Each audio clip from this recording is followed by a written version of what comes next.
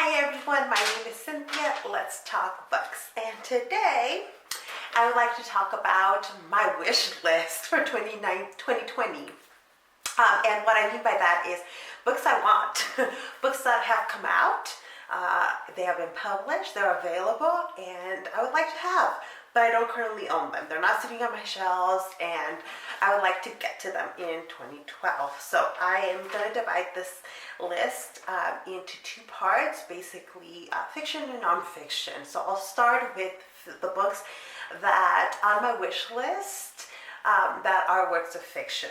So the first one is Royal Holiday by Jasmine Guillory. So in this one, the main character is older than your typical romance novel. She hasn't traveled much outside of the U.S. and for a holiday season, she decides to go to England, and it looks like she's going to fall in love with a member of the royal family.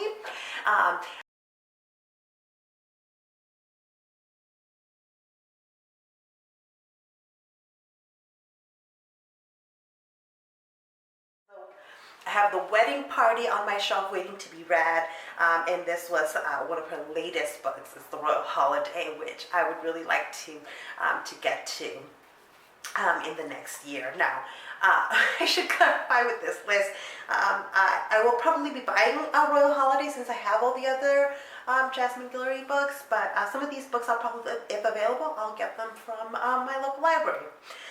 So book number 2 on my fiction list is Witchmark by C.L Polk. So I've seen this book around.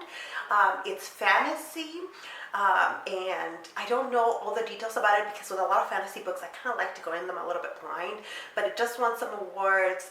The second one just came out, I believe. It looks up my alley, and it's on my wish list, so at some point I would like to get to it. Book number 3 on my wish list on the fiction side is A Dash of Trouble by Mariano. So this is a middle grade book about witchcraft and witches, and it looks super delightful. In 2019, I really got into middle grade, and I'd like to continue that. I've heard really good things about this one, and really want to get to it. My library does a really good job with YA and middle grade, like diverse books, so I am going to check and see if they have it, because I know that this would be a quick read, and if they have it, I'm just going to hop over to my library and pick it up. The next book I just realized it's in the wrong list because it's not a work of fiction, but I'm going to go ahead and talk about it now. It's In the Dreamy Palace by Carmen Manchado.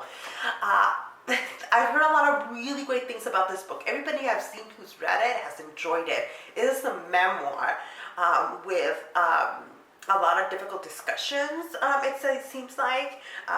Either way, the way people talk about this book is, I'm just really impressed, and I'd like to get to it at some point. Ideally with nonfiction books, I prefer them in audiobooks, so I'm going to see if it's going to be available soon through my library.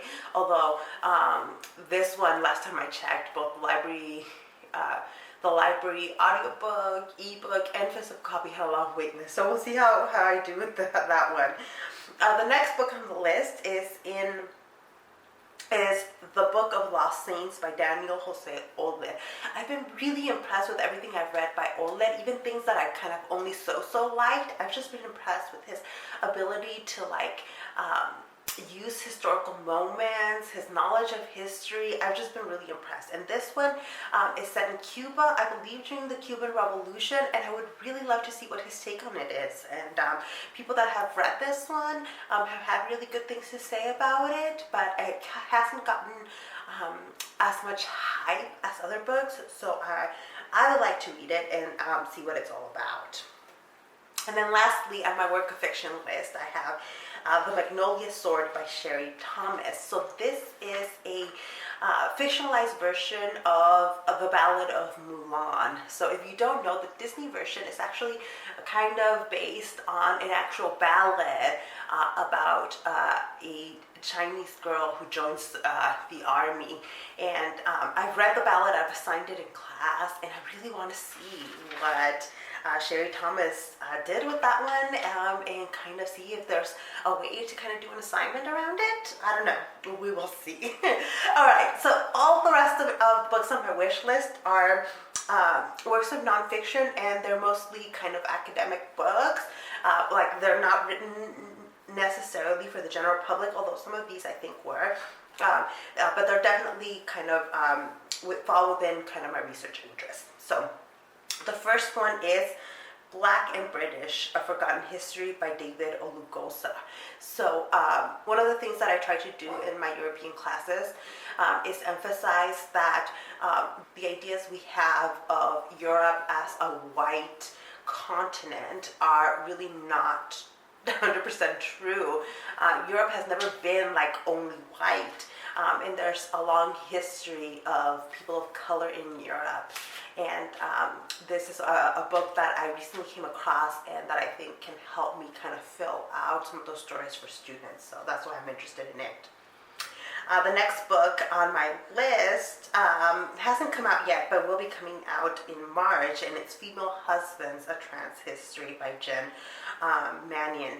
So I am also trying to do more of an effort to include the history of transgender individuals into my courses, especially my gender courses. This one looks really interesting, and I really want to get to it when it comes out. The next one is The Cigarette, A Political History by Sarah Milor. So this book I came across because it was used really heavily during a podcast talking about the history of the cigarette.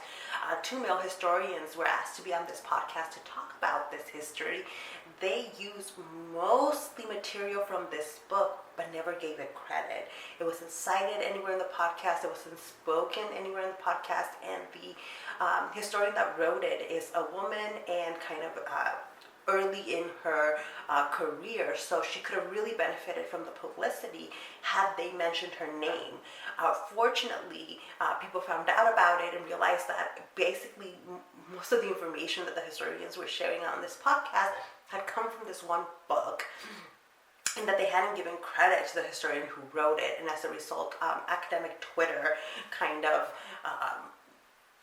started this conversation about giving proper credit to historians who write these books that then a podcast and other historians end up using large chunks of. It also just looks like a really wonderful history book. I don't think I would have come across this book or even been interested in it had it not been for the hoopla. But once I saw more of what the book was about and heard from the historian, it looks really interesting. And this is one that I think is meant for a larger audience that I think a lot of people would really like. But I do want to get to it in 2020. The next book is Reimagining Liberation, How Black Women Transformed Citizenship in the French Empire by Annette K. Joseph-Gabriel. So this is a book written by a historian that I follow on my academic Twitter account, and it looks really fantastic. It is about the role that Black women have played in the creation of French ideas and in the context of the French Empire. It looks fantastic. It's stuff that I'm always looking for to add to my lectures and to add to my class discussions. So I'm super interested in this book. And then lastly, Vénus, Noir, Black Women in Colonial Fantasies in 19th Century France by Robin Mitchell. So again, one of those books that adds the history of Black people into the history of France, because it's there. This history has always been there, and it's just now as we're getting more non-white historians that a lot of these histories are being written, and especially emphasizing the role of Black women, and not necessarily just looking at the history of slavery, but looking at kind of these broader histories where Black people have been involved, even when we're talking about the creation of European, what we consider white European ideas, that Black brown people have always been part of those stories, those narratives, those histories, and it's important to tell them. And so these are works that have just come out or are coming out that I think are really important and that I want to get to. I would want to get to them even if I were not a professor, but especially because I teach a lot of these topics and a lot of these themes in my courses. It's become really important for me to stay on top of the latest research dealing with these topics. So that is it. Those are kind of the books that are at the top of my current wish list when it comes to works of both fiction and nonfiction. If you have read any of these, absolutely let me know, because I will be looking at some reviews of them, especially if I see reviews that are so not so great. That's when I would rather like get them from my library rather than buy them, and I'm making more of an effort to like check my library's availability on these books first before I am spending money and shelf space, which I'm running out of, aka already ran out of. But that is it for me. Thank you so much for watching. Don't forget to give the video a thumbs up if you liked it, and subscribe if you feel like it. Links to all my social media are down below. I'm most active on Instagram and Goodreads. Thank you for watching. I will see you in the next one. Bye.